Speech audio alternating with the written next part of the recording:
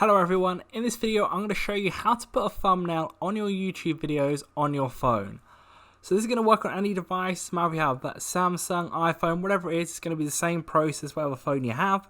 So first of all, what you're going to want to do is download the YouTube Studio app, and how you're going to do that is you're going to want to go to the App Store, make sure you have it downloaded if you haven't already, so just go to the App Store or the Google Play Store, whatever you have on your phone, type in YouTube Studio. Make sure you download it there. It's going to have the download button, so the open one, because I've already got it downloaded.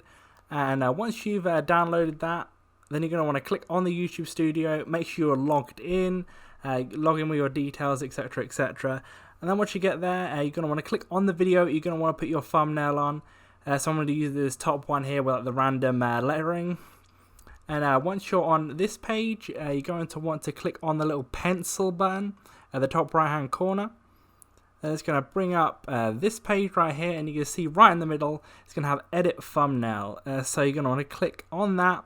Most of the time it's not going to have, obviously you're not going to have a thumbnail already on there, so you got the option of having the 3 different thumbnails they're here. But if you want a custom thumbnail, which most people do, you're going to want to click on the custom thumbnail. You're going to want to click OK to let YouTube Studio access your photos.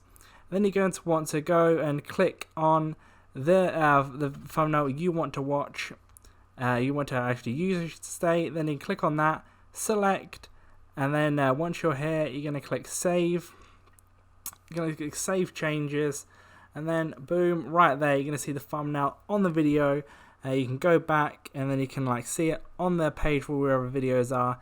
And that's it. That's pretty simple. Leave a like on the video if that did help you out. Subscribe for more videos like this. Click one of the videos or playlists on screen to see more videos. But that's it for now. See you in the next video.